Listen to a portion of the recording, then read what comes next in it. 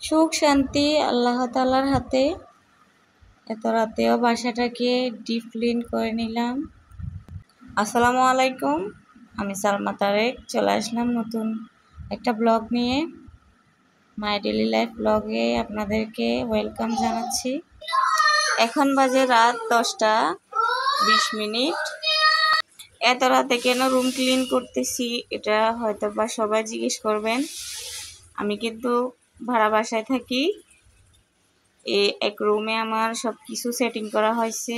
এখন আমার 2টা রুম, একটা রুমে এখনো ফিটিং করা হয়নি। খাট কিছু কিছু জিনিসপত্র এলোমেলো হয়ে আছে, তাই রুমটাকে ক্লিন করে নিচ্ছি নতুন খাটটাকে ফিটিং করার জন্য। দিনের বেলা তো বাচ্চা আছে, নিজেরা হাঁটাচলা করবো, তার জন্য রাতের বেলায় ক্লিন করে নিচ্ছি যেন শুকাতে অসুবিধা না হয় আর ময়লাও হবে না। সারা রাত ধরে এটা শুকাবে আস্তে আস্তে। বললাম না, সুখ শান্তি আল্লাহ তাআলার হাতে। নিজের কাজ নিজে করে নেওয়াই ভালো। অন্যজনকে দিয়ে করালে হয়তো বা নিজের মতো করে কাজটা করবে না, এটা আমারও ভালো লাগবে না। তাই আমি সবসময় নিজের কাজ নিজে করতে পছন্দ করি। আমরা যত ধনী দুলারি হই না কেন, স্বামীর মহারানী হই না কেন, আমাদেরকে কাজ করে খেতে হবে। একটা সংসার সাজানো কিন্তু এতটা সহজ না। আমরা অনেকের যে সাজানো গোছানো সংসার দেখি, এটার পিছনে তাকে অনেক পরিশ্রম দিতে হয়েছে, অনেক ত্যাগ স্বীকার করতে হয়েছে।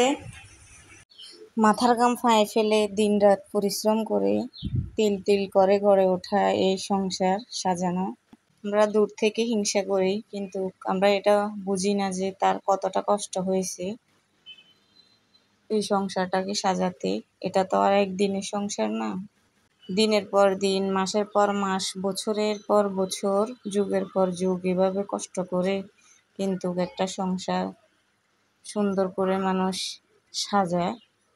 কিন্তু এটা দেখে অনেকে সহ্য হয় না, তাদের মনে প্রশ্ন, এত টাকা কই পেলো, কোথায় পেলো?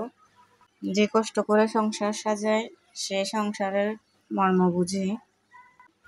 আমি আমার ছোট্ট স্বপ্নগুলোকে অনেক বড় করে রূপান্তরিত করতে চাই।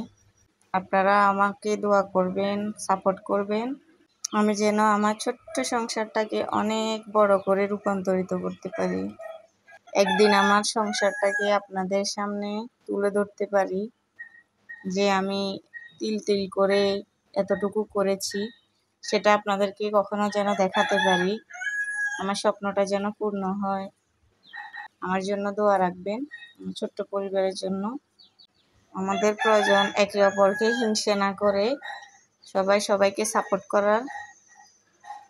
যে কোনো একটা কাজের পেছনে অনেক আশা ভরসা থাকে, অনেক আশা ভরসা নিয়ে যে কোনো একটা কাজ করা হয়। এখন আমি এত রাতে যে আমার ঘরটাকে ডিপ ক্লিন করে নিচ্ছি, এটারও পেছনে একটা কারণ আছে। যেমন ঘরটা যদি ক্লিন থাকে আমার মনটাও ফ্রেশ থাকবে, সারা দিনটাই আমার ভালো যাবে। এই জন্য আমার ঘরটা হয়তো বা কারো কাছে অপছন্দ হতে পারে, কিন্তু এটাই আমার শান্তি এখন। কারণ দিন শেষে আমাকে এখানে থাকতে হবে, এখানে আমার সুখ খুঁজে নিতে হবে। কারণ অন্যের দালান ঘরে আমার 5 মিনিটের শান্তি, আর আমার ঘরে আমার সারা বছরের শান্তি, সারা দিনের শান্তি এখানে। আমি আশা করি পরিশ্রমে অবশ্যই সুখ আনে। আমি এটাও জানি যে পরিশ্রম করলে আপনি একদিন না একদিন সফলতা পাবেন।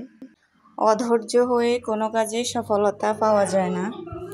আমরা যদি আমাদের যে কোনো একটা লক্ষ্যে পৌঁছাতে হয় তাহলে আমাদেরকে পরিশ্রম অবশ্যই করতে হবে। ইনশাল্লাহ আপনারা আমাকে সাপোর্ট করবেন, আমার জন্য দোয়া করবেন,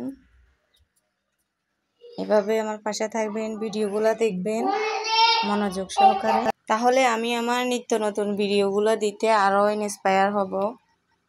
কারণ আপনারা আমার ভিডিও দেখলে অবশ্যই আমার ভিডিও ছাড়তে ভালো লাগবে, ভিডিও আপলোড দিতে ভালো লাগবে।